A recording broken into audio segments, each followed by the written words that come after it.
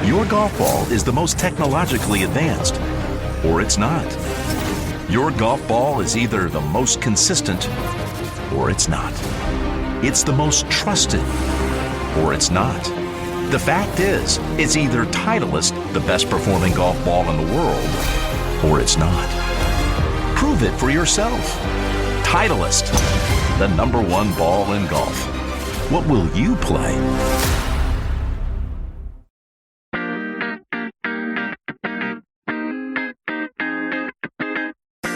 Hello and welcome to episode 121 of The Thing About Golf, Golf Australia magazine's podcast series exploring the myriad reasons that people get obsessed with this game.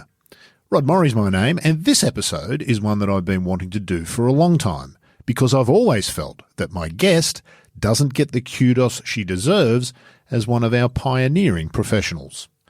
Jane Crafter is one of only 3 Australians to have her name engraved on the Patricia Bridges Bowl, the trophy handed out to the winner of the Australian Women's Open each year. A stalwart of the LPGA Tour for almost quarter of a century, Crafter ended her career with 1 official LPGA title to go along with that Australian Women's Open, 2 Australian Ladies Masters, a team win alongside Steve Jones at the now-defunct JC Penney Classic, and another team victory on the LPGA Legends Tour with Betsy King. But Crafter's contribution to the game goes well beyond the raw numbers. Her voice a familiar one to golf fans worldwide, thanks to her lengthy broadcast career both here and in the US. Crafter was born into a golfing family, and I'm sure that all of you listening will recognise those intangible signs that more than just a professional player and commentator, Jane Crafter is indeed a proper golfer. There was more left on the cutting room floor than I'd like from this one, and literally dozens more questions that I wish I'd asked. Despite all that, though, I hope that you enjoy this chat as much as I did. Well, Jane Crafter, the first thing we always say on The Thing About Golf is thank you for taking part, because I know it's a commitment and I know that you're very busy, so we do appreciate that. Our jumping off point is the clue in the title. What's the thing about golf for Jane Crafter?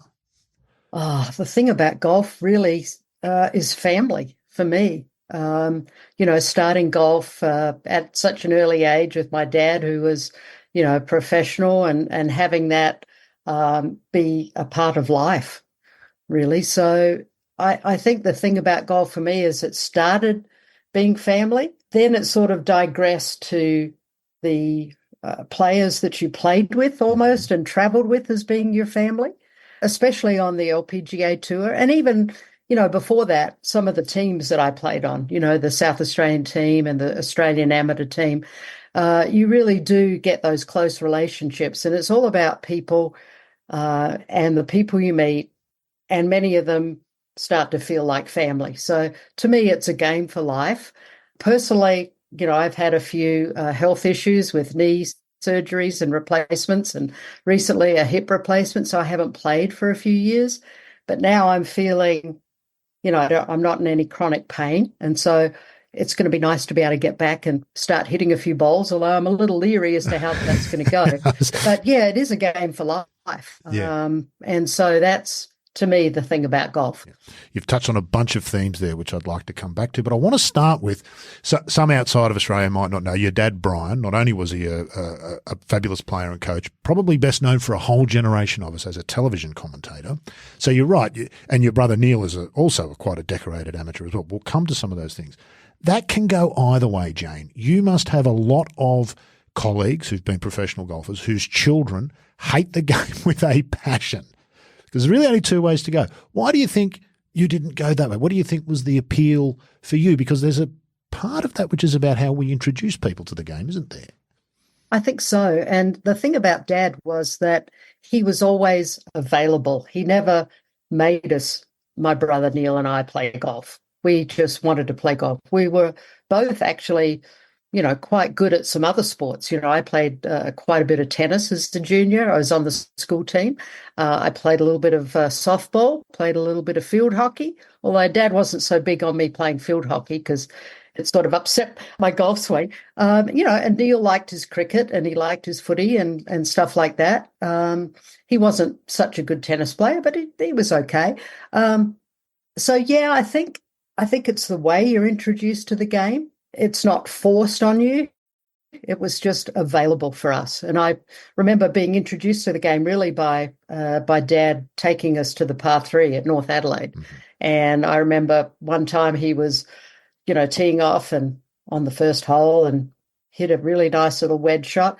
Be darned if it didn't go in the hole. And I was like, that's my dad. I looked at him, I'm like, yes.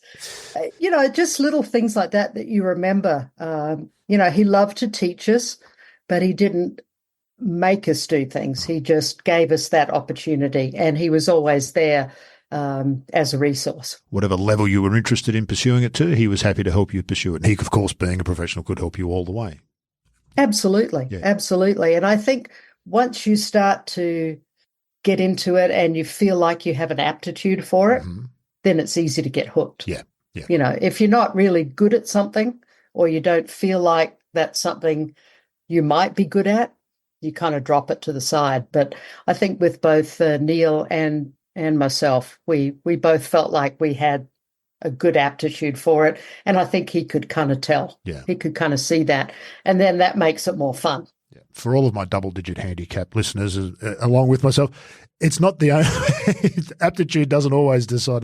Many of us should have given up years ago, Jane, but we haven't, which I think is probably part of the thing about golf. I wonder in some ways, Jane, in the bigger picture, if golf has lost its way in some ways. Most of the top LPGA professionals and the PGA professionals we see on TV these days probably don't tell a story of mixed sports as kids. It's a very different path these days, isn't it? I remember Kari Webb talked about this some years ago, that you see now a much more one-dimensional is the wrong word, but you see young players coming through who've only ever played golf. Is that all healthy? Is there something we can learn from the past? Have we thrown the baby out with the bathwater in some ways with golf, do you feel? I think we are, because you see some success stories of people taking up golf at quite a late age. And then, of course, you see some success stories taking it up very early. I mean, both Neil and I started when we were little, 5 and 6 years old, but we were encouraged to play other sports. And I think it just sort of gives you a more all-round, it builds character. Yeah. Gives you a choice too, doesn't it, Jane? You see what some other sports are like, and maybe that makes golf more appealing to you if you're more – but at least you don't get to 20 and think, gee, I wish I'd tried footy or cricket. No, you do not. And they're not really games for life, are they? No. And they're not a social game, regardless of your level. I keep going back to that because golf is a game for life. Yeah. Whether you're going to be a professional or just an amateur or just a weekend player on, double-digit handicap, doesn't matter, because we can all play together.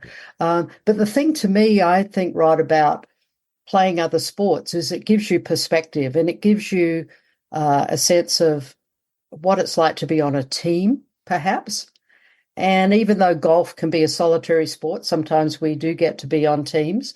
I just think it gives you a really good, full-rounded sort of education, so to speak, in sport.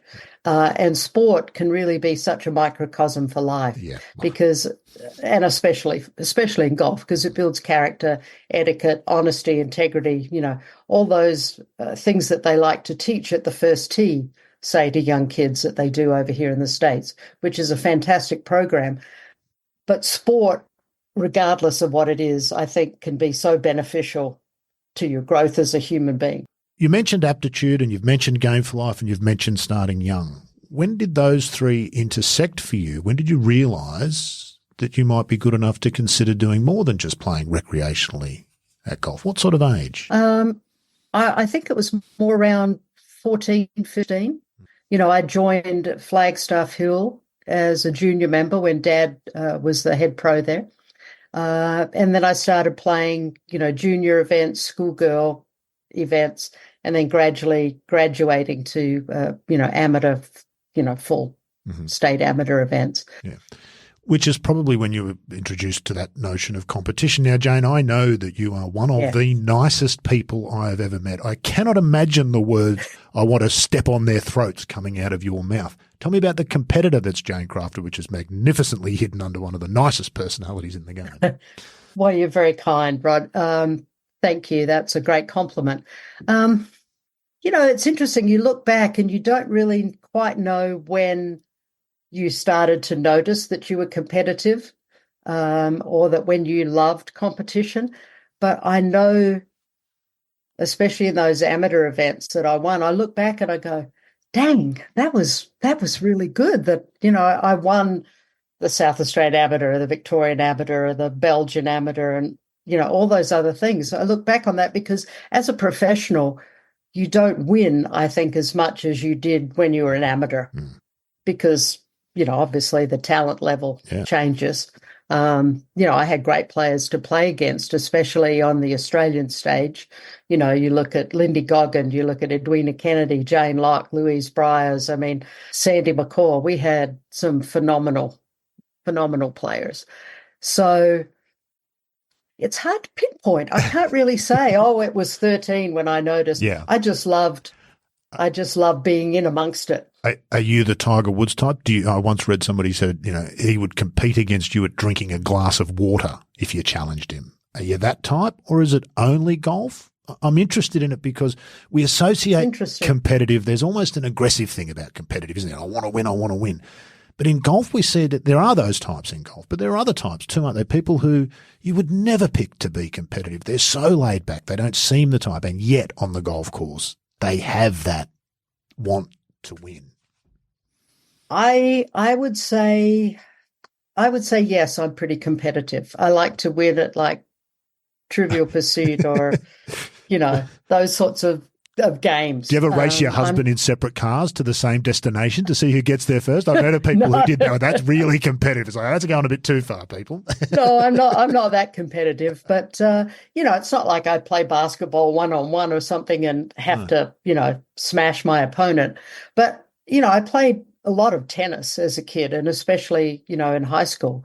And I do love to win for sure. But I think as a professional, sometimes you have to learn to lose and you have to learn to lose graciously. So there's a balance there between being I'm not a win at all costs. I'm not going to do something not in my nature or something that is without integrity. So that would be kind of my line. I feel like there's two types of competitor. I'm going to come back to that, winning graciously and whatnot in a moment. There's the love to win, which is what I hear from you. There's the other, which is hate to lose. People often talk about Curtis Strange, hated to make a bogey more than any other player. Have you got that side as well, or is it just the joy of winning? No, I think it's just the joy of winning to me. Yeah. Okay. Yeah. I'm not really a hate to lose person. I don't really think that's in my personality. Yeah, you probably don't last in golf, actually. That one would eat at you if you hated to lose, because you spend a lot of time doing it as a professional golfer. Most of your time you spend losing, quote unquote, because... Well, that's right. I look back at, my professional career of 24 years. I didn't win that many times. No. I'm not a Tiger Woods. I relished the opportunities to win and, I love being in contention. But, when you think about it, it was the mixed team, the J.C. Penney with Steve Jones at 86, then 1990, the Farmore, then 97 was the 92 and 96, the Ladies Masters, and 97, the Australian. The last time I won was a Legends event with Betsy King as a teammate in a team event on the Legends Tour. So you spend a lot of time as a professional not winning, but you still want to strive to win, but you have to accept the fact you have to almost have little miniature goals if you're not winning. Yeah. You have to go process goals and process victories. Like, okay, I didn't win, but I didn't lose it. Someone else beat me. I did this better than last week, or my driving was better this week, or my putting was better. Right. Little bits and pieces. Yeah. Little process goals. I think you need that. Back to you, Jane. So you've realised you've got a bit of aptitude. You've done well in some amateur events, particularly playing internationally, as you say, for Australia and whatnot. But this would be unthinkable in this day and age. Off you went and became a pharmacist instead of turning professional. Well, it's interesting because, that's one thing, sadly my mum died when I was 17, but before she passed away and she and Dad, we all got together and said, we really feel like it's very important for you and Neil to get a good education to get a degree at university. And I've always been interested in the medical side of things. I didn't want to become a doctor. That terrified me. I don't like cutting, people and things up. So, Yes. I thought, I've always enjoyed, chemistry, stuff like that. So I ended up enrolling, got a scholarship for, South Australian Institute of Technology, and I got my pharmacy degree. But I was still playing amateur golf. At that time. And even when I graduated, I was working as like a relieving pharmacist, just going, from place to place and, working in it around my amateur schedule. So it was always something that was very important to my family for both of us to get a good education and a good degree. But for me, once I could feel that my golf was going really well, it was a great occupation to fall back on. And as I've said, many different interviews, I gave myself 5 years when I came over to the States. And if it didn't work out, I could go back and be a pharmacist. So it was a great thing to have in your back pocket, that degree. I knew it was a great safety net. And, I really enjoyed being a pharmacist. It was great. I felt like I was, helping. I was part of the community, even though I went from community to community because I wanted to play amateur golf at that time as well. I really felt like I was, very helpful and felt like you were contributing to society that way. I might have a posting for, 3 or 4 weeks. Well, you do get to know the people. Yeah, of course. And they get to know you and trust you. Although some of the older men used to come in and say, "Can I speak to the pharmacist?" I'd roll up and they go, "Oh." Well, they didn't want to, tell me their personal ailments, perhaps. we laugh, Jane, but there's an element of that in golf too, isn't there? There's not parity in golf between men and women. And there's something about that that's not funny, isn't there? Yeah, no, that's true. There's not parity. I think you might come across that a little bit in teaching, in our LPGA teaching division as compared to the men. You might have people roll up and say, "Well, I don't want to have a lesson from this woman. I want to have a lesson from a man," although there might be the other way as well. So you look at teaching golf can be a little bit sexist as well. But when you look at the differences in purses from the LPGA to the PGA Tour, well, we were starting to catch up maybe a little bit, but not so much now with all the signature events and all the money that, the PGA Tour is just pretty much handing out to all these players. It's kind of mind-boggling, really. Is that sustainable, Jane? Some of us would make the argument that, in fact, the PGA Tour should be heading closer to the LPGA rather than the LPGA trying to catch up in that sense, in that what the LPGA is playing for is a much more sensible and sustainable professional business model than what we've seen from the PGA Tour and, of course, LIV of recent years. Well, and the sponsors are being, pressed. I don't know how. I mean, you look at Wells Fargo, they're getting out of it. There's Honda. a number of sponsors that have withdrawn. Longest running sponsor, Honda. And they've taken them. So that is a huge alarm bell, I think, right there. We'll see what happens with that. Not that anybody wants to see the PGA Tour fail, but they were kind of ripe for a punch in the mouth, weren't they, the PGA Tour in many ways? We felt that here in Australia. Yeah, it's hard for me to, I'm not an employee of the PGA Tour, but I have technically worked for them for PGA Tour Live. So, I hate to be a all-in critic, but I can see definitely some issues for sure. What's happening? You're in television and you would have seen the numbers. The ratings have just continued to go down for the last year. There's multiple factors, but it's undeniable this is one.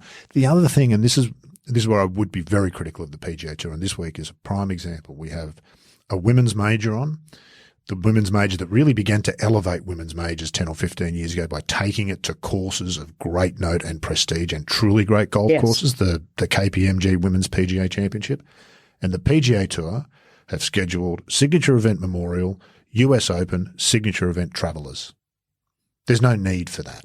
That's so tone deaf. Why would you do that as the PGA Tour? The women don't get enough chances to shine. Why would you try to take that away from them by having a signature event? It makes no sense.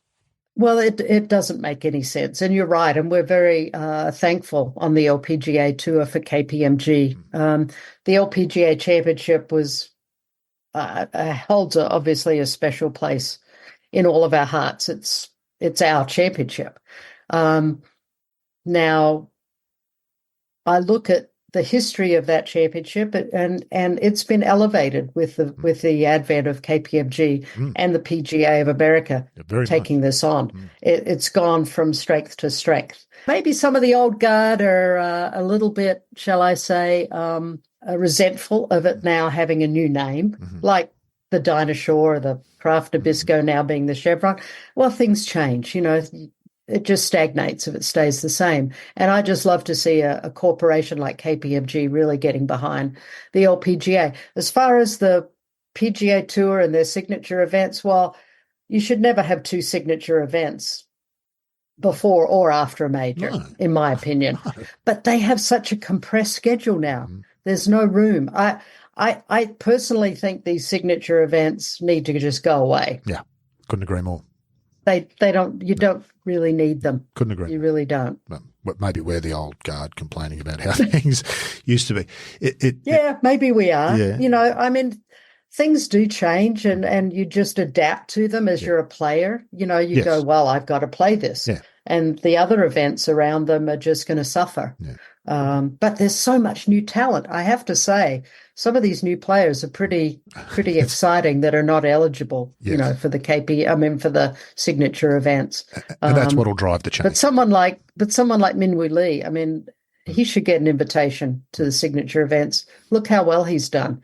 Webb Simpson doesn't need another invitation to another signature event. You've found a nerve there, Jane. Let's leave it before it gets. I've got a change for you. How would you feel about this? Here's a change for you. And I feel like there was perhaps a missed opportunity in some ways when the ANA, as it was, the Dinosaur, left Mission Hills, its traditional home, now gone to Texas with Chevron. And much as I understand that might have been unavoidable, it felt to me like perhaps what should happen there is that the Founders Cup should actually be the LPGA's fifth major. Right. I would agree. I got to know Marilyn Smith quite well. In fact, I caddied for her as a youngster, as a young teenager, when she had an exhibition at Kayonga. I think it was 1971, and she played with.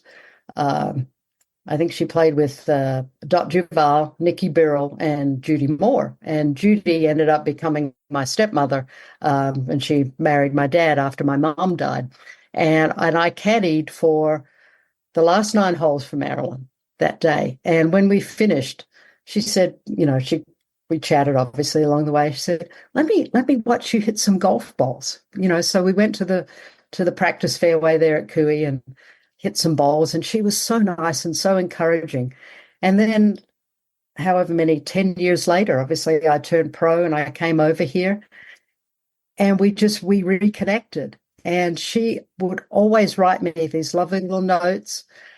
Even when I retired from the game and just started commentating, she kept writing me these lovely little notes. And, she moved to Arizona. And so I got to spend some more time with her. But she's one of those founders that just kept giving to the game throughout her life, not just those years that she played on tour, but she came face to face with Mickey Wright, with Louise Suggs, and all those incredible players. Yeah. I think you're right. I think it would have been special. Yes, sort of Chevron inherited a major, but is it really? Mm-hmm. It's awkward, isn't it? I think you've got something there. I would love to have seen the Founders Cup. Yeah, well, it started the Players as the fifth major in men's golf, that whole discussion, because it's the tour thing. That Founders, to me, feels like it should have that place in the game, because the Founders should have that place in the game. And I'm not sure of the appreciation levels of the modern touring professional. You'd be more in touch with that with me than I am, but I suspect that it's not perhaps what it could or should be, because that story's not as well known as it could or should be. And that would be one way to ensure that the Founders story was known, was to have a major every year in their honour. I think as far as the LPGA players are concerned, and that's one thing I think Mike Whan really impressed upon all these players, is that act like a founder is the saying for the LPGA. And they, through the Founders Cup, have really embraced the history. Yeah. You look at the founders, and then you look at, players like Judy Rankin, Kathy Whitworth, those players. And then you look at Nancy Lopez, and then you look at, players like Annika and Kari and Sayri and Lorena. They all need to be treasured and cherished because, as age starts to hit us all, history is so important to the LPGA. I think you might have something. All of this is missing the point we did want to talk about you. Home, of course, for you here in Australia is Adelaide. I think it might be certainly Australia's and possibly one of the world's most underrated golf cities. It doesn't have the number of magnificent courses that Melbourne does, but my goodness, the ones that it has are truly special, aren't they? It's a fabulous golf culture in Adelaide. I think so too. And you look at the great golf courses are really kind of along that western shore, a little bit west of Adelaide, just off the water. Of course, I grew up playing at Kooyonga Golf Club, but you've got Glenelg Golf Club, Grange, and of course the magnificent Royal Adelaide. And I have to give my brother Neil a bit of a plug for his recent book, editing the Alister Mackenzie letters and articles. He's put a wonderful book together, forward by Tom Doak, who's an awesome golf course architect. But reading some of Alister Mackenzie's thoughts and ideas about Royal Adelaide is just fascinating. And, the way he rerouted everything and used the natural contours and those beautiful sandy areas. I think it's a fabulous golf course. But to his credit, Neil, I think, has done a nice job with Paul Mogford doing some renovations at Royal Adelaide, at Kooyonga as well. So, yeah, we're pretty proud of our golf courses. There's some other great ones, some other fun courses to play, but those four really are pretty special. And I have to say, I was a little disappointed after the pandemic when Golf Australia decided to move the Women's Australian Open away from Adelaide, because I thought we had something special going there. I agree with you about that, Jane. I'm somewhat torn is the wrong Perplexed? word. Perplexed. James Sutherland told us on a different podcast we used to do called Good, that commercially, the mixed Australian Opens, men and women together, commercially, was really the only way forward. It was a point of difference that golf could sell in the sports sponsorship marketplace, whereas individually, the two titles are a much more difficult sell. You said it yourself before, without sponsors, golf tournaments don't happen. What's the answer to the point that James Sutherland makes, which is this is what the market wants to buy? And for those of us on the golf side who want to see each tournament have its own special place on the calendar, as each rightly deserves. I wonder if the USGA model of having back-to-back Opens, like they did at Pinehurst in 2014, and they're going to do it again. I think next time it goes back to Pinehurst. But something like that, or even, with the trouble with the two being together and the two golf courses used for the first couple of days, and they come together, there's not enough players on each. And it's almost impossible to cover television-wise. Yes. That's what I've found. Okay, it might be marketable commercially for people that are there, but for the people that are trying to watch on TV, they miss so many shots. There's not enough. There's too much happening. It's not just one golf tournament. It's two golf tournaments they're trying to cover. And I remember watching the one, I think it was at Kingston Heath, and all of a sudden Grace Kim hits it out of bounds or something. I didn't even see the shot on 18. I think it was her. It could have been someone else. But it just seems really disjointed. And that would be my criticism. I'd almost like to see them just go back to back at the same place. Maybe Royal Melbourne, maybe, the composite course. I don't know if the members would do it, or even Kingston Heath. I would love to see like the best golf courses in Australia host back-to-back Opens. Well, I don't know. Is that marketable? Is that viable? Well, you run into this. We might have to cut this out. We could go for hours on this. The problem you run into always with this is the scheduling. There is not a month of the year where it works for our best men and our best women to be in Australia at the same time. Doesn't matter whether you do them in the same field or whether you did them in back-to-back weeks. You still run into the same issue. Ashley Buhai said it. I'm sure she didn't enjoy saying it. This is a really tough tournament. After she went, this is a really tough tournament to fit onto the schedule. You've done a full year on the LPGA. You know, you're tired and all those other things. Now you're going to fly halfway across the world to play in a mixed event that's a bit experimental, and I think there are issues with it, and it is due. But I think that's the look. I'd be more open to it if there was a week in the year where it made sense for both Adam Scott and Minjee Lee and Hannah Green and Cam Smith and all of the people we want to see and who want to be here. They all want to be here for the Australian Open. I just don't see a week in the year where it works for all of them. Yeah, there's two. It's especially the LPGA schedule now is very, very full and very long and a lot of travel. The PGA Tour, obviously a little different. They're going to stop, be with the playoffs. Yeah. So there'd be time there, but you can't get the women. Yeah. Oh, and by the way, that time's great, but we're competing with the rest of the world to get those players. And as we used to prior to the year-round schedule, South Africa wants them, Asia wants them, Japan wants them, Europe, everybody wants them, and then we get outbid. Well, we can't stage tournament golf here without government help. That's not a healthy situation, and I'm not sure the answer. No, and it's pretty sad. There's so much golf all over the world, isn't there? Yeah. And I think brighter minds than ours. Right, I don't mean to disparage you in any way, but they're going to have to come up with something because all of these countries deserve a time slot to have their national championship. I remember when Jack Nicklaus and Gary Player and all those guys, they felt like the Australian Open was the fifth major. Or at least I wonder about very important to them on the schedule. Yeah, I get that. But I do think we romantically overlooked the financial incentives that all three of them had to come here, which were not what we see today, but they were different ways.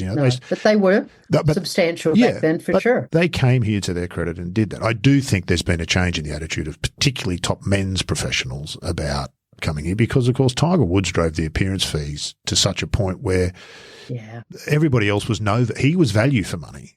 But if you couldn't afford him, everybody else's price was raised beyond what they were worth because of that. And so a place like Australia that relies on those one or two big names to come just really falls out of the marketplace. You can't compete with South Africa. Johan Rupert in South Africa could probably buy all of Australia should he want to and still have change left over, let alone compete in the golf space because that's what he wants to do. So we had Kerry Packer here for a while in the 70s who was a similar sort of figure. He had the money to just indulge himself, and it wasn't indulgent. He didn't make money out of those things.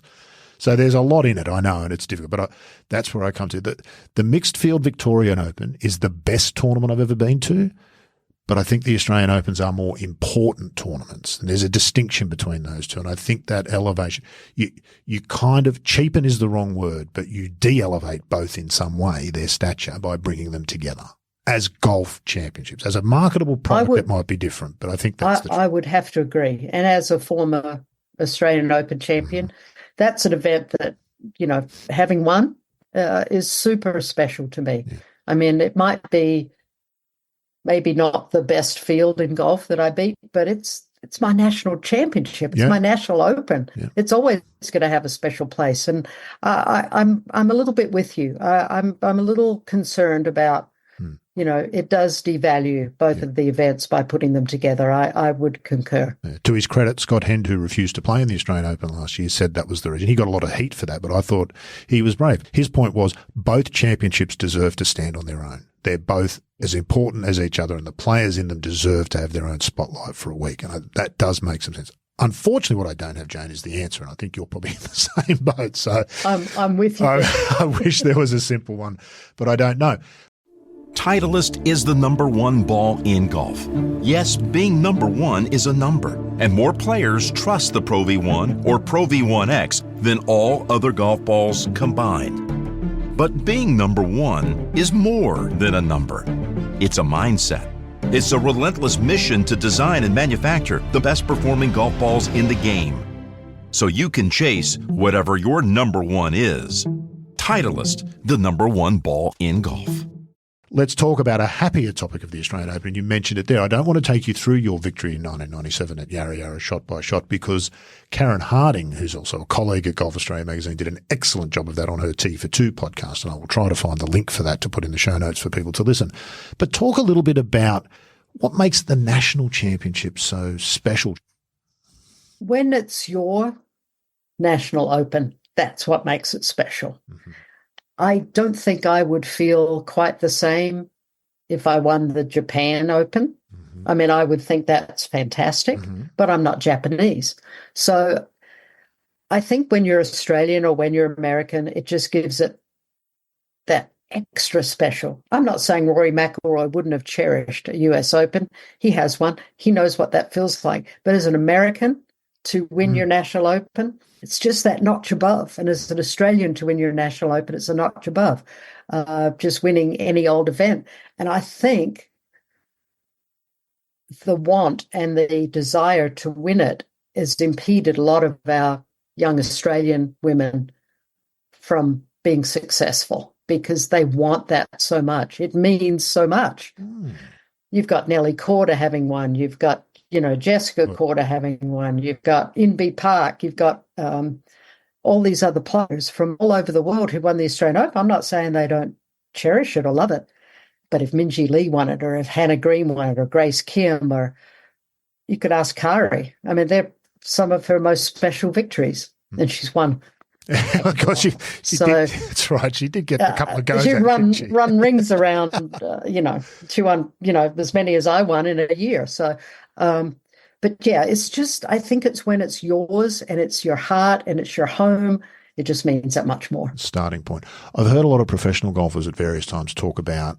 They look back on their, and I think particularly in Australia, probably particularly in Melbourne and maybe Adelaide, their amateur days and pennant golf as incredibly important, and some of their fondest memories, which feels a bit surprising, particularly those who've gone on to do amazing things. There's an element of that about it, perhaps, isn't there? That's what you grew up with. That is your place. You want to be the very best in your place before going and performing, or while performing on the international stage as well. It's just always intriguing, because Hannah Green once told me, and she was not joking, that given the choice of an Australian Women's Open or a US Women's Open, she'd take the Australian Open and back herself to go and win the US Women's Open, but that the Australian Open was more important to her, and I definitely believed her. I wonder if that's changed a bit for Hannah as her career's developed. Well, I remember talking to her at Royal Adelaide, and she hadn't performed well in the last round, and she was really upset. And I remember talking to her, I said, you know what? I said, you'll have plenty more chances. You are a special player. You've got just that it factor.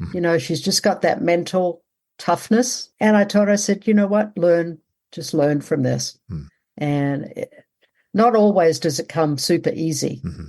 Sometimes we need to put ourselves up there a number of times before we break through.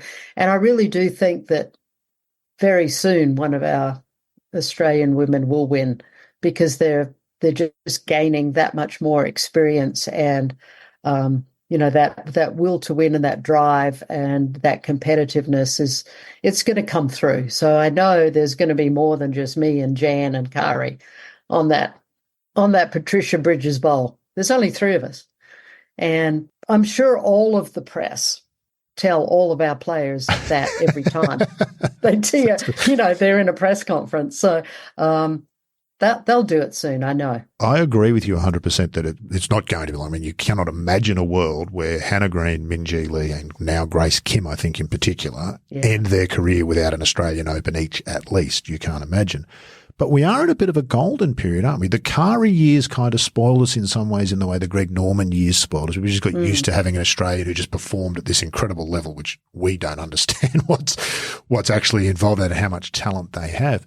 We've got legitimately every week on the LPGA, there are three Australian names that you put on the legitimate chance list, and that's Hannah and Minjee, and that's been for a couple of years. And I think Grace Kim has put herself there in the last 12 months as well. I'm trying to remember a time when we had three Australian women who you'd say each week, well, if they're in the field, they're a chance. Well, you used to have, Rachel Hetherington, yes, when Kari was performing at her peak.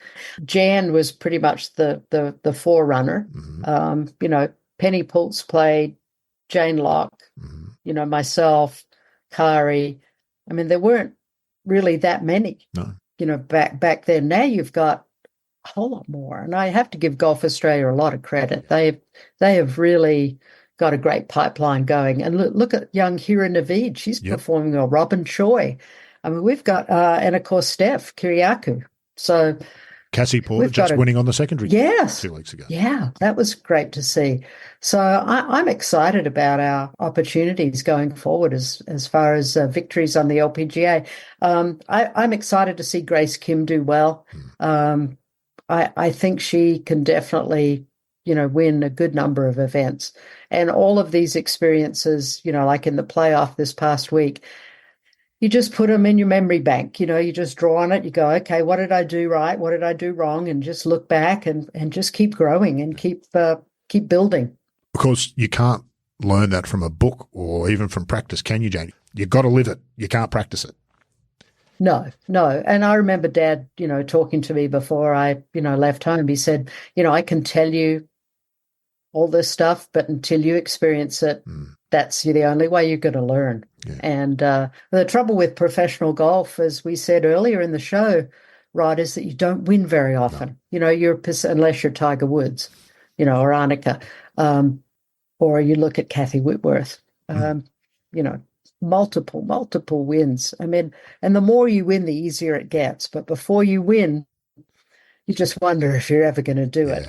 Yeah, not many get to the Jack Nicklaus, Tiger Woods position, Annika position of, that they're going to win, they know they're going to win, but they know that they're going to win. That's a really good point. And I have to say, and I look back at my career, both playing and commentating, I've just been able to, play alongside some of the most incredible players in the world.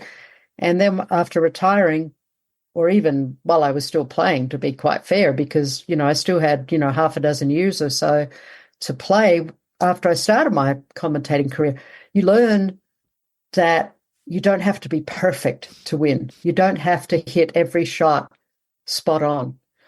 But what you do learn is from watching those best players in the world, whether you're playing alongside them or commentating, on their games, how they handle themselves, how they handle their emotions, how they handle the poor shots, the bad holes, how they bounce back. They don't waste their energy, getting mad and just losing it. And so to me, that's what helped me in the latter years of my career, was that little bit of commentating that I did, and I could step back and observe where I wasn't wrapped up in my own game, really helped me, I think, play some of my better golf really towards the end of my career. That's really interesting to sort of consider, isn't it? Because it's an all you are. If you're a professional golfer at the top level, you are immersed, and your entire family and team, for the most part, are likely immersed in how do you perform your best. That's not always the best place to view it from, is it? From the inside, there's a lot of stuff you miss, which is, I think, what you're alluding to.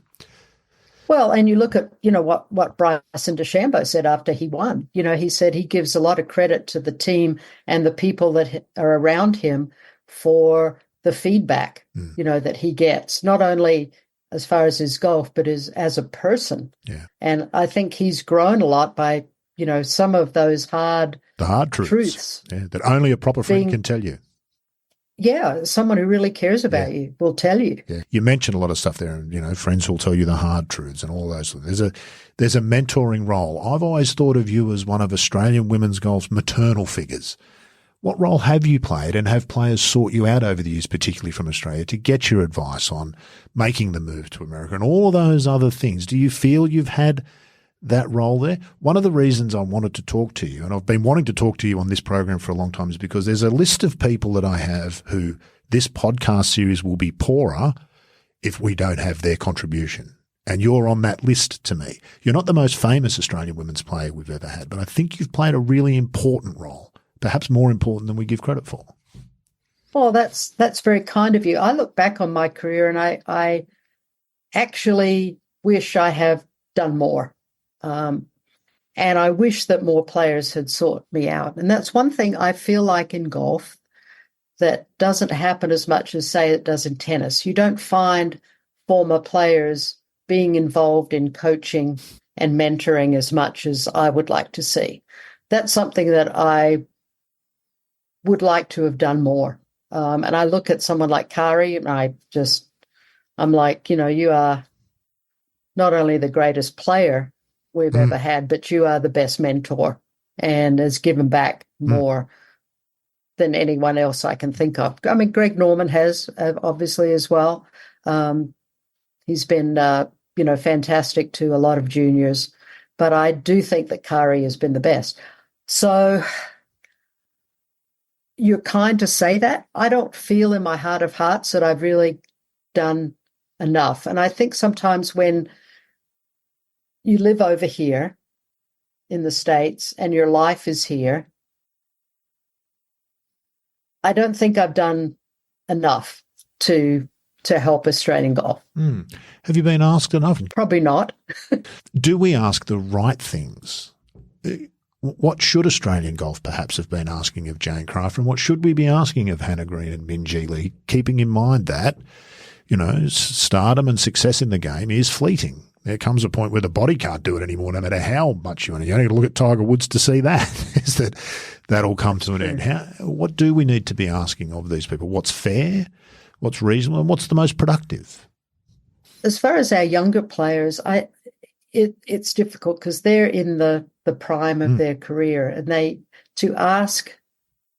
traveling all over the world. To ask them to come back and do more maybe is too much for them at this time. Maybe it's not. That's a really good question. I haven't ever really pondered what we should be asking of our younger players. I personally would have liked to have been asked to do more for Golf Australia or the ALPG that's now the WPGA. But I think when your career is in one country and you're immersed in, especially the last, 10 and 15 years. I mean, I've been traveling a lot doing, golf commentary for, whether it be ESPN, NBC, Golf Channel, all of those different entities. You get immersed in your own schedule and your own life. And sometimes you don't take the blinkers off and look outside and think, what more could I be doing for our youngsters at home? It's a good question. I don't know that I know the answer to that. But I do look back with some level of regret because I feel like I should have done more. Perhaps it's not too late. I wouldn't have thought so. You're full of energy and life and desire and whatnot, and you've got loads and loads of experience around the game, as you say, in multiple facets. I mean, and the game has changed professionally in lots of ways. Here's one I did want to ask you about. I did a bit of – I'm not one to do a whole lot of research for these things generally, but I had a look at some things. And I was particularly interested in this one and your take on how the game's changed physically. In 1992 was the first year they started to measure driving distance on the LPGA Tour. And your average driving distance was 219 yards. It's not very good, is it? Well, it's not to say that you could only hit your driver 219 yards. There's a bunch of things. But this year, Lizette Salas is last in that category at 236 yards. I think you were 20-something. You weren't a long hitter, but I don't think you were one of the shortest hitters either. Talk a bit about the physical changes in the game, and you would have had an excellent front row seat for this whole evolution of golf from a game of elegance for sure. to a game of power. I mean, I'm sitting in, my office, and I can look at, a whole bunch of antique golf clubs, some of my persimmon clubs that I've used when I first came over to the States, and I still have my first TaylorMade metal wood. It was a 3-wood with a screw in the bottom, the Tua spoon, and the difference in equipment from 1981 as a professional to 2024 is just absurd. The size of the club heads for the driver. If I, as a young person, had that equipment, the equipment of today, fit to me, I mean, who knows what shafts I really should have had in those clubs? Who knows what club I should have been using or what irons I should have been using? They weren't fit to me. I just hit them and they felt pretty good and I used them.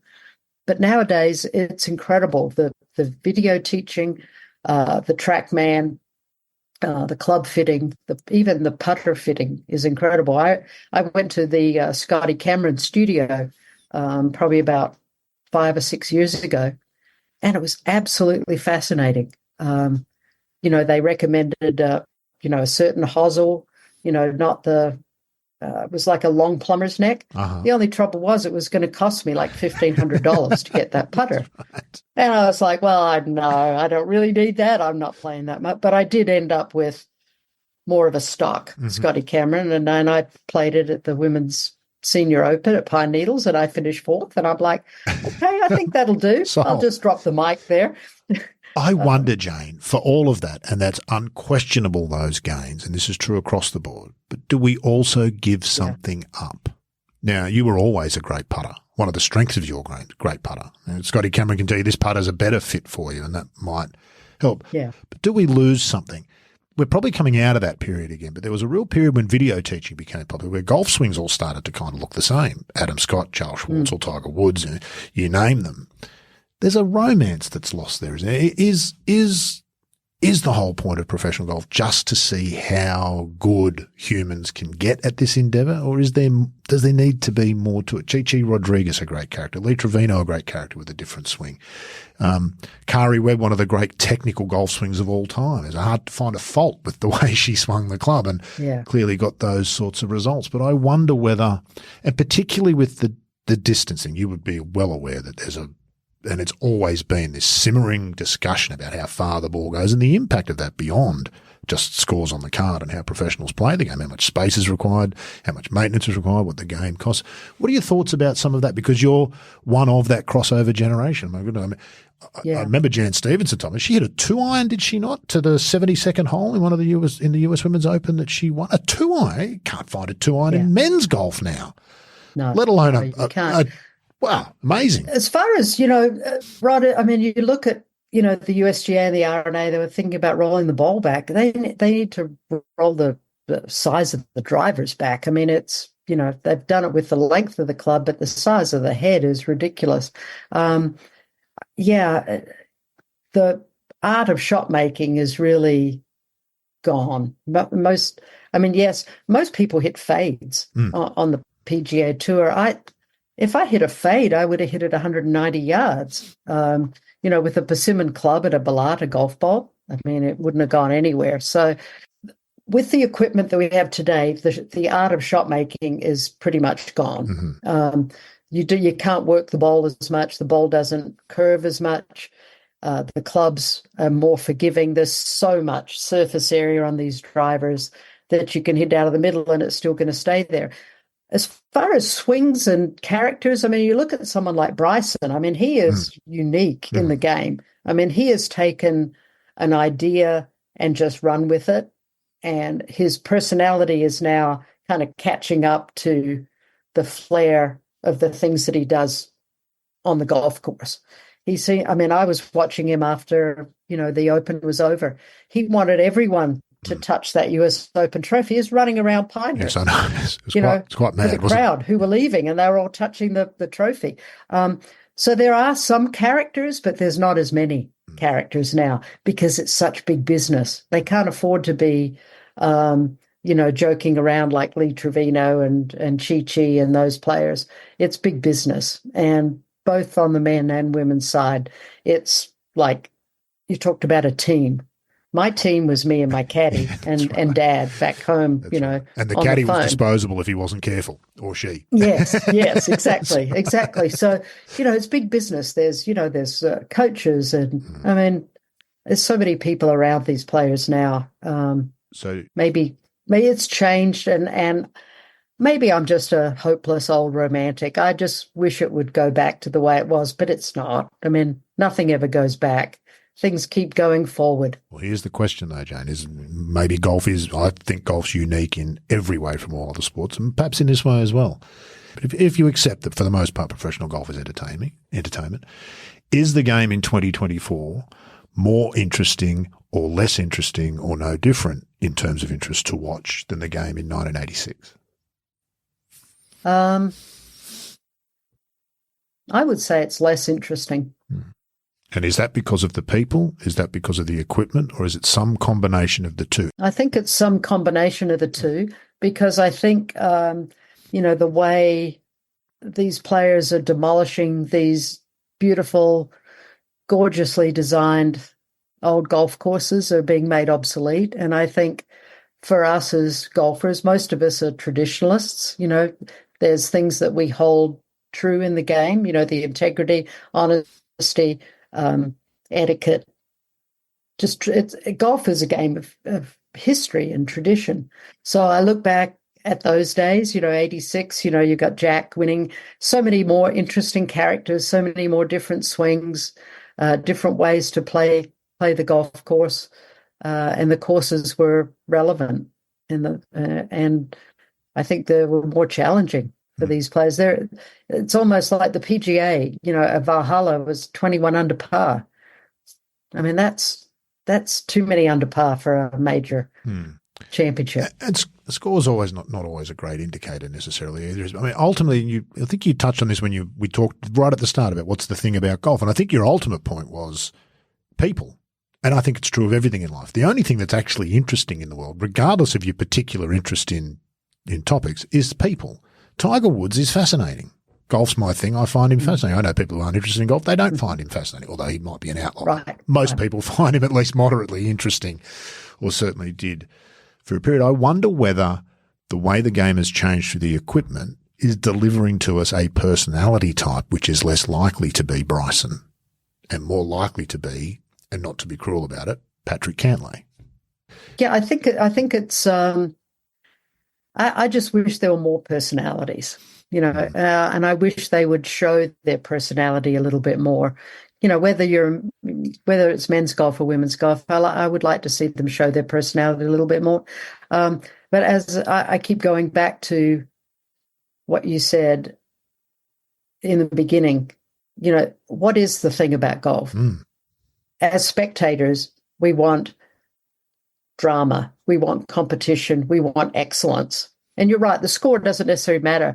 We want the drama, we want the fight, we want the competition. And we want the luck too, Jane. I mean, one of the things about Pinehurst, and it's been controversial to some people, is that you could hit it into that native grass area and you might get a great lie, you might get an unplayable lie, you might get something in between. And the temptation, I imagine you've probably had it as a professional golfer too. What you want as a professional is a fair test for everybody so the best player can be identified. Oh, yes. And it's hard to fit luck into that. You want everything. Why should I hit it there and I get penalised with an unplayable and somebody misses it 4 inches further to the right and has a perfectly clear shot to the green? It's like, well, that's life. And I think maybe Alistair McKenzie. That is.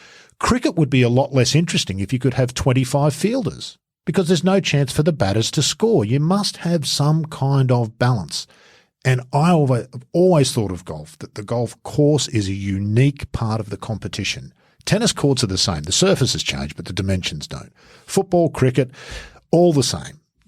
Golf is the most wonderfully free-form construct. Here's the tee, there's the green, up to you how you get there. There's no defined way. There's no lines. There's no in or out. And there's no fair or unfair. No, it it's just is. Start the journey, undertake the journey, and when you get to the end of the journey, add them up and see how, and then look back and maybe see how you could go better. And the more of that you take out of golf, I feel like, the less interesting it becomes. Yeah. That's why Pinehurst, I think, and having played there many, many times, but obviously before Ben Crenshaw or Bill Corr did that restoration in time for the 2014. And I had the absolute pleasure in my preparation for that US Open of walking a few holes with those two gentlemen. And it was an absolute treat. I mean, I had met Ben Crenshaw many, many years ago, way back at the Victorian Open, when each state had two women amateurs play alongside the guys, and Ben was the invitee that year.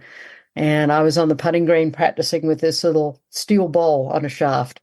It was my way of practicing, making sure I hit center to center. And he came up to me and he said, "What is that?" And I let him hit a few putts with it, and one of the newspaper photographers happened to be there. So I've got a picture of Ben and me with this little steel ball putting tool. So he remembered that. It wasn't specifically that time walking around Pinehurst where he remembered it. I met him again in Austin at the match play, the Dell match play. but he is such a lovely man. And Bill Core couldn't have been more of a gentleman. And because Neil, is a golf course architect, Ben knew that. And we chit-chatted about Pinehurst. And, I told him that I'd lived here for many, many years and played it before the restoration. And we talked about it. And he talked about Donald Ross and, the native land of the sandhills of North Carolina. With all the wiregrass, we used to call it love grass. I don't know why. We didn't love it. Sounds like a story there, Jane, but it might not be for general broadcast. Yeah, exactly. But you know what? That was a treat. And it's something I wish they'd mentioned more on the telecast last week, is the wonderful restoration job that those two great gentlemen did. But Pinehurst is the kind of course that is, you're right, Lady Luck has to be on your side, because you could easily, as many times as those guys hit it in there, I didn't see that many really impossible positions. Most of them have enough strength. Now, I probably couldn't get out of some of those places that they were in, but their physical strength enabled them to get out. But golf is a game. It is not a game of fair. No, it's just a game. And can you imagine even playing back at St Andrews when the sheep just dug holes and, you got it in there next to some, whatever that might be on the golf course. So you're right. The thing about golf is that it's not fair. I'll add that to people and family too. And it all evens out, Jane. We've all had exactly the same so. number of good bounces as bad. For every person you hear complaining about not getting a drop from a divot in the fairway, none of them would allow you to take their ball and chuck it back into the trees when they got a good bounce. They wouldn't allow it. Be like, no, well, you got a good bounce there. That's no good. I'm going to throw your ball back in there. They wouldn't have that. It's absolutely part of the game. I thought it was almost ironic. The very last hole of the championship, Bryson had what looked to be almost the first close to unplayable, with that tree root there and the tree behind. That was an incredibly difficult shot, the one that he pitched into the bunker there. Now, how about that bunker shot he hit? Just don't. To 4 feet under the hole. I mean, it was absolutely perfect. I was thinking, he's going to hit this 10 yards, or he's going to hit it 100. Yeah. Exactly. And you're a professional golfer. It's involved. Look, and I take all that on board, Jane, and I appreciate what you're saying there, but was it as impressive as Johnson Wagner's effort in the darkness a couple of hours later? That might be the highlight of the US Open after everything he'd been through. God bless Johnson Wagner. I mean, here on Golf Channel, we've watched him suffer chipping yips and God knows what else. But, it's fun to see former players just really embracing, like Smiley Kaufman. Yep, exactly. Obviously was struggling with his game. Yep. He's a natural. And there are many people who make that transition from playing to announcing really easily. And there are others that are just, not suited to it. Either they know too much, or their voice quality is not good, or they don't relate to people. There's that little intangible that people like Johnson and Smiley have. It makes it fun to see, fun to watch. Were you one that made an easy transition to broadcasting? Did you feel comfortable the very first time you did it? Yeah. There were obviously some technical things that you have to learn. You have to learn to have a thought while someone's talking in your ear and be able to voice it coherently. But I think, it was really 1992. Was it 1992? Yeah, they asked me to come up in the booth after one of the Australian Ladies Masters rounds with Dad and Peter, and do a little bit of guest commentary. And some people who heard it said, you did really well. I think it's something you could pursue. And then after 1994, when Dad passed away, and I was just really struggling with my game, I thought, I'm going to put a little resume tape together and kind of send that out to ESPN and NBC. Golf Channel wasn't even kind of on the radar yet. With, some playing clips and some interviews, and then a little clip from that particular occurrence at the Ladies Masters. And, lo and behold, NBC and ESPN came back and said, yeah, we'd like to give you a try. Well, NBC threw me in the deep end at the Solheim Cup in Wales in 1996. And then, I kept kind of doing a few more for both ESPN and NBC each year until I retired. And then I started to, pretty much have a fairly full schedule. So I think it went pretty well. I've learned so much over the years. I'm struggling with my battery. Hang on just a sec. I gotta One of the things you've learned, keep an eye on the battery level. Yes, one of the things. Yes, well, technical issues. Sorry about that. No, not at all. But you learn throughout the time, and I was very fortunate because Tommy Roy at NBC and Larry Cirillo, soon to be, he retired, and another guy took over at ESPN. But they kind of brought me along. They taught me how to do the job and what to look out for and the things that I did wrong. They gave me good feedback. Yeah. It wasn't like a couple of events, oh, you're no good, we'll throw you away. They kind of brought you along, which was really nice back at that time. I'm intrigued to hear that you essentially applied for the job. Most players who find their way into the media are generally approached. The media will approach and say, would you like to have a go? True.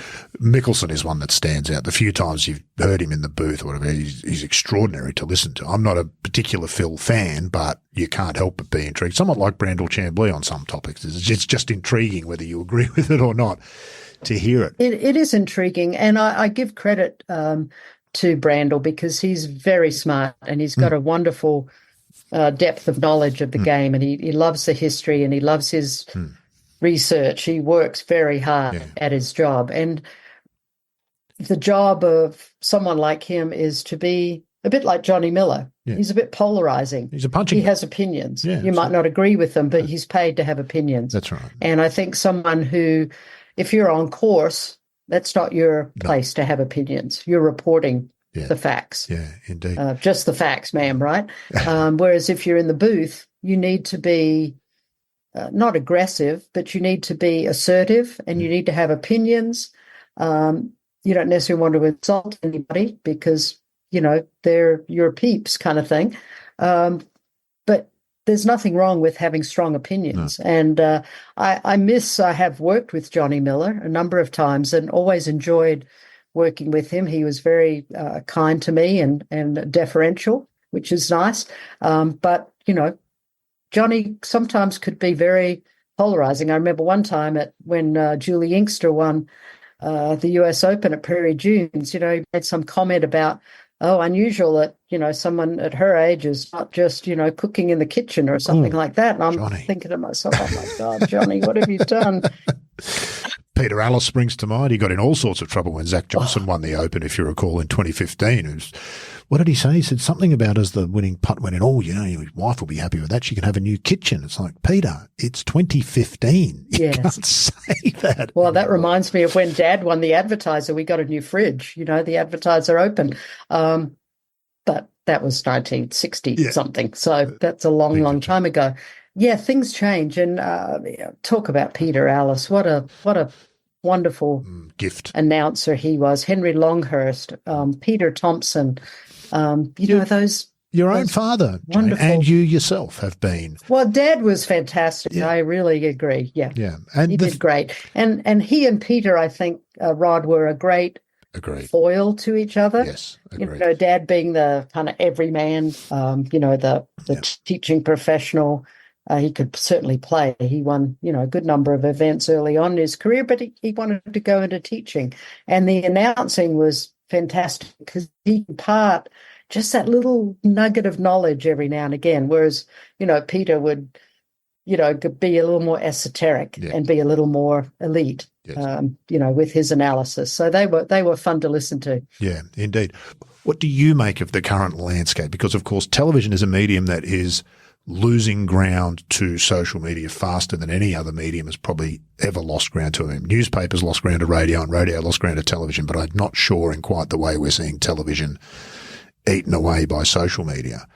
What do you see what do you make of the current landscape? I think NBC is without a permanent booth announcer at the moment. That's an issue. I think that's a big issue for them. I wasn't necessarily a huge Paul Azinger fan. I think sometimes he got a little bit loquacious. He talked a little bit too much. at the Wrong times. important moments. But he was a prolific winner on the tour. And I think you need to have that person in the booth who has been there, and especially if they've won majors. Someone like Trevor Immelman, I think, has really grown into the job, from Faldo, at CBS. And I really respect and I like the synergy that the CBS crew has. I don't know how much, of the American telecast you get down there, or do you still get, the Yes. announcers from either NBC or CBS? Yeah, for the most part. There's a world feed which has a... So I do feel, and I think, Dottie has done a fantastic job, and I would love to have seen her in that booth instead of Trevor. But we're quite ready for that yet. But I do believe she would have done a fantastic job. She is one of the most well-prepared. She loves golf course architecture. She understands the game. She knows the rules so well. I think she's a definite asset to CBS. NBC, I think I made a mistake letting Roger Maltby and Gary Koch go. And I've, voiced that opinion before. I've worked with them many, many years. And they are the best. Yeah. I mean, Gary knows the game. He's got a great way he speaks about the game, and you can tell that he's got a lot of wisdom and experience, as does Rog on the ground. Okay to bring new people in, but they have to be better than the old people. In my opinion, and I'm not sure that they're better than the old people. Yeah, we've got a changing audience too, and I wonder whether they're demanding something different from their commentators. I've grown up with Roger Maltby at the US Open, and Johnny Miller. They were the great double. What's he got there, Rog? Let's take it down to Rog. I grew up with that, and that's my US Open memories. Does the audience demand something different? I'm not so sure, and I don't know what it'll look like in 5 years. I wonder whether we'll have 4 days of 12 hours of coverage at the majors. I suspect it'll. Well, you got to give them credit. They were wall to wall. They were beginning to end, and that's great. It'll be interesting to see what this week's like at the KPMG Women's PGA, isn't it? What sort of coverage we get. They'll brag about, as they did last year, all their digital and how many total hours across all platforms. And the reality will be that you'll watch nowhere near as much golf as you should have access to from one of the most important tournaments on the women's schedule. Put your money where your mouth is. That's too much, streaming and having to pay a premium for streaming when you should be able to see it on, free to air.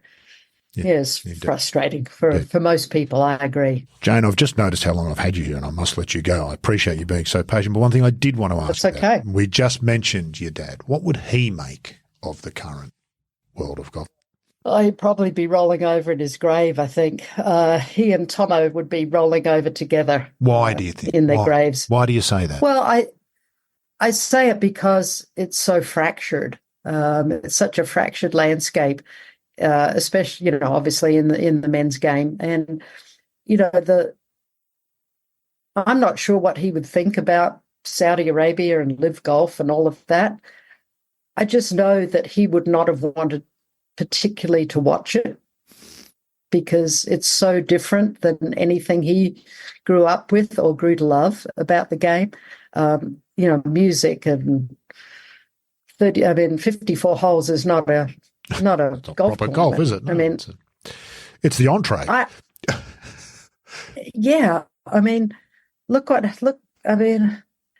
played in 54 hole events. And I think even can't remember if the Farmore was 54 holes. I think it might have been 54 hole event. But there's something special about 72 holes. It identifies, the cream will always rise to the top. It goes. So what would Dad think? He'd say, what the hell is this? What happened to my game? What have you done? What happened? Yeah. What is going on? But I don't think he'd be a fan. What do you think? I've not been a fan of Live. I'm not a fan of Saudi Arabia, and I think Adelaide or Australia, probably because of 9/11, Americans are more sensitive to Saudi Arabia, and their part in 9/11. So I think Australians are probably a little more removed from that. They might not have the emotional attachment or the emotional reaction to that. As a woman, as a minority, the way their civil rights and their human rights are, I don't really want to have anything to do with Saudi Arabia. If they had asked me to commentate, I would have said no, and by whatever amount of money they would have given me. That's my personal opinion. I don't particularly. I'm disappointed in some of the players that went to live. I can understand some of the older players who've gone there and taken advantage of, some great retirement money. But everyone has their own decisions to make. They're throwing money at these players that is absurd. And it's going to set their families up for many, many generations. And they have to make that decision for themselves. But as more of a traditional golfer, to me, winning and a legacy would be more important than just money.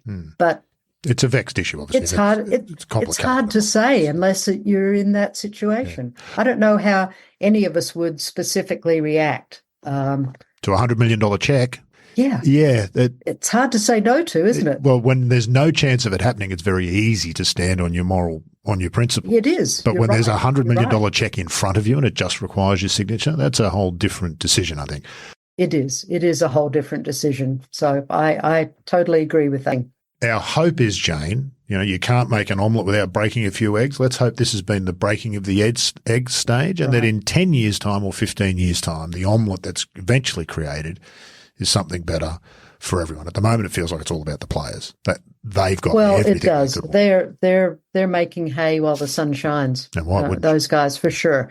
And what I hope is that, especially for Australian golf and Australian professional golf, I hope that, something like more of a world tour where each country gets a little time to shine and has some of the best players in the world play in their own backyards. Yeah. And I know that Australian golf has really suffered with the wraparound schedule from the PGA Tour, because we used to have a slot, right? Yeah.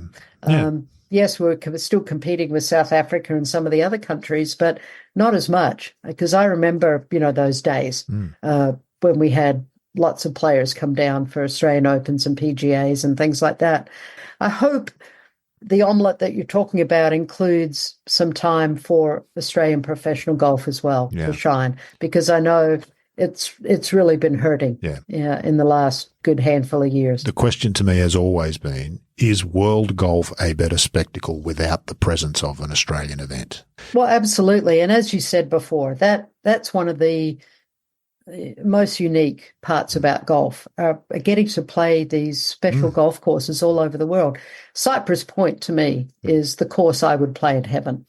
I've had the blessing to play there a couple of times, and the last time I played it was with my dad and my stepmom. And those memories, 1986, Dad caddied for me at the Dinah Shore. We went up to Carmel after that and played at Cypress Point. What a wonderful just the three of us with caddies. Wow. Just the best memory. And those golf courses, you don't even have to be a student of architecture. They're cathedrals of the game. So you're right. The game, the professional golf game, is way worse off if it's not played at any of our incredible golf courses. That was sure. Beautifully eloquent what you said about Cypress Point, Jane, but nobody's interested in any of that. What'd you hit on 16? That's what everyone wants to know. Driver. Did you make the carry? Yes. Oh, well, there you go. Yeah. You've lived. Yes.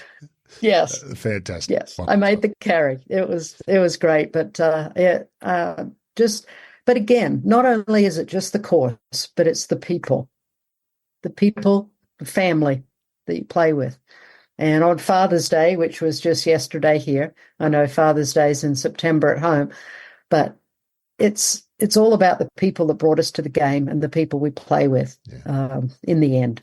And the golf course is great, and the equipment, whatever. You play with whatever you have, and it doesn't matter whether you play with an old hickory or you play with a, humongous driver. Latest driver, that's doesn't really matter in the end. Yeah. It's just all about the game. It's all about having fun and all about the people. Well, Jane, I think you've nailed very beautifully there just what is the thing about golf. So we thank you for the time today. Appreciate it. Oh, my pleasure. Thank you, Rod. And hi to everybody back home. Jane Crafter there, truly one of Australian golf's underappreciated treasures. As always, a big thanks to Jane for taking part, and that thanks extends to our guest on episode 122. You look at Scotty Scheffler, he still moves it both ways. I think the top guys can always move the ball, but it just moves less now. That's one of Scotland's finest, Stephen Gallagher, alongside John Huggan, next time on The Thing About Golf.